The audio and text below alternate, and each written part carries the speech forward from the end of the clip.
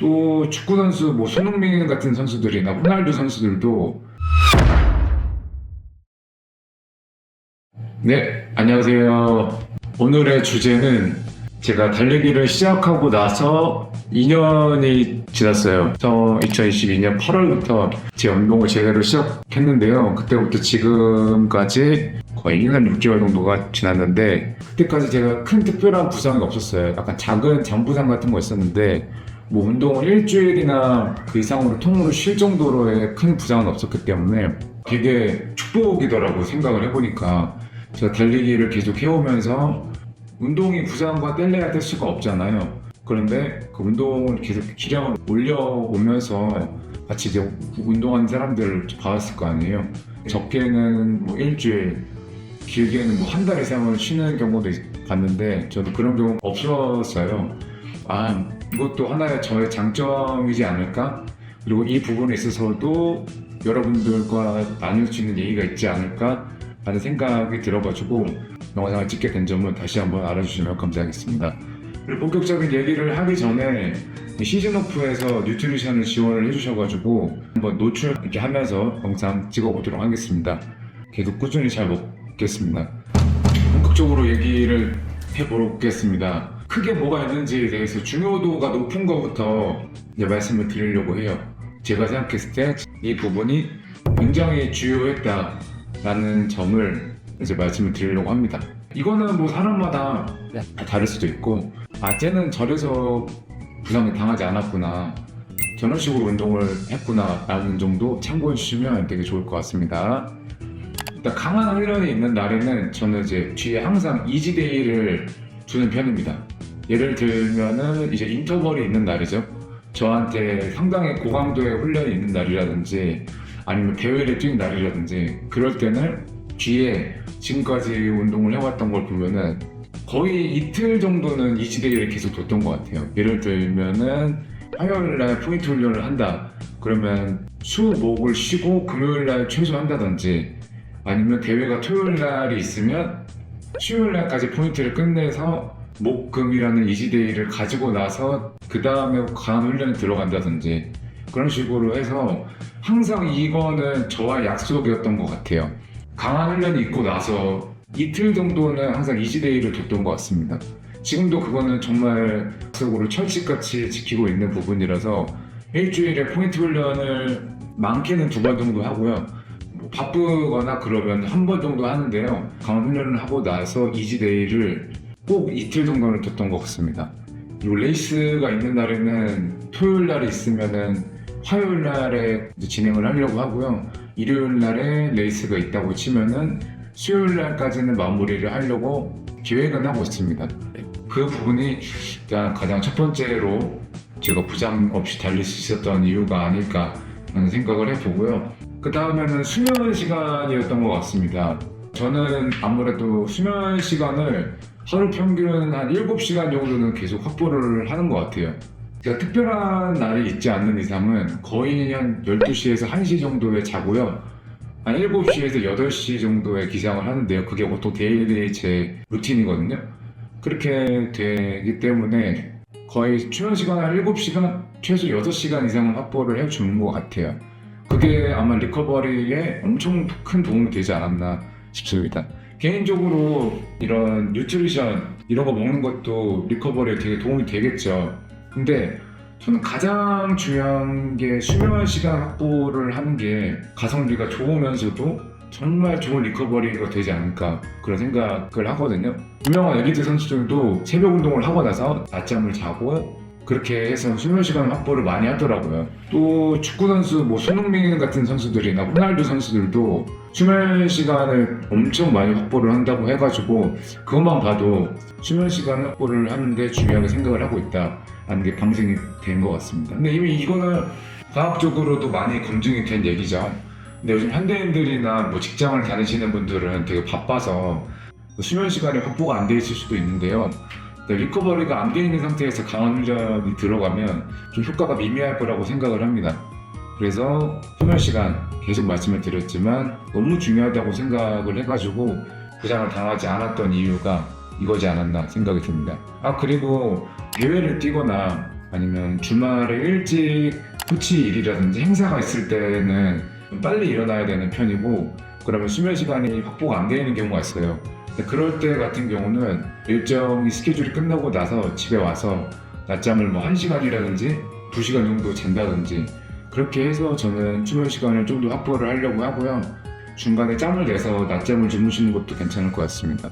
또 이제 더워지잖아요. 더워지기 때문에 제가 전 영상에서도 부지런해져야 된다라는 말씀을 드렸었는데, 아무래도 아침 일찍 기상을 해야 되니까 수면 시간이 확보가 좀 덜 될 수 있어요. 그럴 때 오전에 운동을 하시고 한 2시나 3시나 그때쯤 좀 이제 피곤할 수가 있거든요. 그럴 때 낮잠을 자고 이제 오후에 일정을 스케줄을 소화하신다면 그래도 밸런스 있게 운동 프로그램도 가져가면서 그러니까 다른 일상생활도 유지해 나갈 수 있는 루틴이 잡히실 수 있지 않을까 그런 생각을 합니다. 네. 그리고 그 다음으로 넘어가도록 하겠습니다. 그 다음 번은 다이어트입니다. 제가 운동을 하면서 키 빼기 몸무게가 정말 중요한 것 같다. 이 종목은 5000m부터 1000m를 잘 뛰기 위해서는 잘 뛰기 위해서뿐만 아니라 부상을 당하지 않으려면 이 다이어트라는 게 좀 과체중이신 분들한테는 정말 부상을 당하지 않는 지름길이지 않나 그런 생각을 정말 많이 합니다. 저도 지금 키 빼기 몸무게가 한 109 정도 되는데요. 181.5cm에 72kg 초반 정도 나오는데요. 109에서 108 정도 왔다 갔다 하죠. 제가 작년부터 운동을 하면서 살이 빠지다 보니까 조깅 시에 거리에 대한 부담감이 계속 줄어든다는 게 체감적으로 많이 느껴졌어요. 옛날 같은 경우는 10km를 연속으로 2번 뛰는 거에 있어서 굉장히 큰 거부감과 스트레스가 저한테 다가왔다면, 최근 같은 경우는 10km 정도를 편하게 뛰는 거는 거의 이지러한 이상으로 리커버리 조깅이라고 생각을 하는 수준까지 왔다고 생각을 하거든요. 그만큼 체중이 낮다는 것은 스트레스가 적게 되니까 아무래도 유산소성 운동을 하는데 조금 더 긴 시간을 할애할 수 있게 됩니다. 그래서 다이어트가 정말 이 기량과 직결되는 것 뿐만 아니라 부상을 예방하는데 그 1kg, 1kg가 줄어든다면 신체에 들어가는 부하가 훨씬 더 적을 수밖에 없겠다. 이게 확정적인 거기 때문에 몸무게를 줄이는 거, 자기가 좀 과체중이라고 생각이 드신다면 운동을 하시면서 자연스럽게 다이어트를 목표로 해보시는 게 어떨까라는 생각을 합니다. 그리고 그 다음인데요. 운동을 역으로 좀 쉬지 않았기 때문에 부상에 있어서 조금 더 안전하지 않았나 그런 생각을 해봅니다.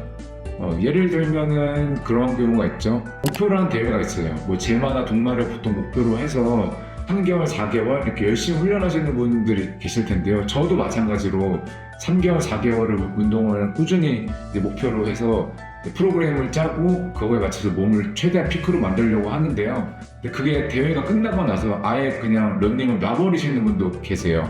그렇게 되면은 운동을 완전히 쉬었다가 다시 운동을 했을 때 상당히 부상의 우려가 많다고 생각을 하거든요. 그래서 저는 이제 마라톤 쪽으로 운동을 완전히 바꾸고 나서부터 완전히 쉴 생각은 거의 없었기 때문에 3, 4개월 목표로 운동을 했지만 끝나고 나서도 다시 이제 몸을 만들어 보자 천천히 라는 생각으로 이틀이나 3일 정도만 푹 쉬고 리커버리 조깅 정말 낮은 페이스부터 한 5km, 6km, 7km 점진적으로 다시 마일리지를 쌓아나가고 있습니다. 그래서 오히려 그런 부분이 운동을 아예 쉬지 않았기 때문에 신체가 많이 가역성의 원리가 발생하지 않았고, 그리고 운동을 아예 쉬어버리면 다시 또 체중이 많이 볼 수가 있잖아요. 그런 경험을 겪지 않았고 점진적으로 제가 부상을 당하지 않으면서 우상향한 그래프를 그릴 수 있었던 게 아닌가 그런 생각을 해봤습니다. 그리고 그 다음에 들었던 생각이 선천적인 체형이지 않을까 그런 생각을 제가 해봤습니다. 무슨 말이냐면 제가 마라톤 운동을 하기 전에는 러닝의 운동을 하기 전에는 손목이 되게 얇거든요. 무릎이 되게 두꺼운 편이에요. 한마디로 상체가 얇고 하체가 좀 강한 편이라는 말이죠. 근데 그게 헬스로 했을 때는 제가 컴플렉스였어요. 왜냐면 손목이 얇다는 거는 마라톤 하는 사람들한테는 되게 유리한 체형일지 몰라도 전환이 되게 안 좋다는 뜻이잖아요. 헬스를 했을 때는.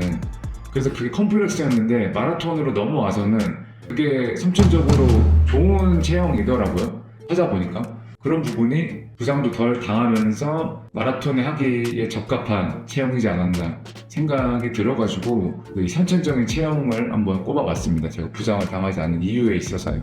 그 다음으로 생각이 든 거는 제가 20대 초반까지는 술을 많이 먹었었거든요. 논다고 마라톤 운동을 하면서는 거의 술을 먹은 적이 손에 꼽을 정도로 안 먹었거든요. 그런 부분이 돌이켜보면 제가 부상을 당하지 않았던 이유 중에 하나가 되지 않았나라는 생각이 들어요. 왜냐하면 술 자체가 주는 의미가 되게 큰 것 같아요. 술을 먹는다는 거는 술 자체로서의 염증 반응을 일으키는 것과 회복을 더디게 하는 경우도 있겠지만 술을 먹는다는 것 자체가 일상에서 스케줄대로 운동할 수 없게 만드는 것도 있는 것 같아요. 예를 들면 변수를 계속 만드는 거죠. 뭐 술을 먹으면 술이 또 술을 부른다고 해가지고 술을 먹게 되면 다음날에 운동을 지장을 갈 수가 있잖아요. 그럼 제가 일주일 동안 어떻게 운동을 할 건지 계획을 짜놨는데 그거에 제가 변수가 발생을 하다 보면 그대로 스케줄대로 이어갈 수가 없고 다 회복이 되지 않은 상태에서 또 강한 훈련에 들어가는 날도 있을 것이고 그렇게 되면은 운동에 대한 효과를 제대로 뽑아내지 못하는 경우가 생길 수도 있으니까 그 술이라는 게 아무래도 회복적인 측면에 있어서도 안 좋을 뿐만 아니라 어떤 운동 효과에 있어서도 떨어지는 것 같습니다. 제가 봤을 때는. 그래서 이 술이 주는 게 생각보다 되게 크다라고 생각이 들어요. 그리고 또 술이 또 잠을 제대로 못 자게 해요. 그렇잖아요. 잠이 제대로 안 온다는 거는 결국엔 또 추가적으로 리커버리에 방해가 된다는 의미가 되기 때문에 그런 부분에 있어서 술을 끄는 거는 아무래도 결핍을 계속 해야 되니까 오래 가지 못해야 할 것 같지만 저처럼 술에 대해서 큰 도파민이 나오지 않는 사람이라면 굳이 술을 드실 필요는 없다고 생각합니다. 그래서 저는 술이 저한테 큰 도파민이라든지 효능을 주지 못했기 때문에 굳이 하지 않습니다. 그래서 뭐 디프리를 가더라도 저는 그냥 콜라나 제로 콜라를 먹는 편이고요. 술을 뭐 끊으실 수 있다면 더 좋겠지만 안 하시는 걸 추천을 드리겠습니다. 네네. 이렇게 해서 2년 동안 꾸준히 몸을 올려오면서 부상 없이 운동을 할 수 있었을까에 대한 내용을 여러분들이랑 다뤄봤고요. 이 중에서 하나라도 여러분들의 운동에 있어서 도움이 되실 수 있는 부분이 있었다면 그것만으로도 이 영상에 충분한 가치가 있지 않았을까 그런 생각을 하게 되고요. 다음 영상에서는 또 다른 주제로 초점할 수 있을 만한 주제가 있다면 그 주제로 또 얘기를 풀어보도록 하겠습니다. 오늘 영상은 여기까지 하겠고요. 구독과 좋아요 한 번씩 눌러주시면 감사하겠습니다. 그리고 이 시즌오프 브랜드에서 저한테 이렇게 협찬을 해주셔가지고 잘 먹겠습니다. 감사합니다.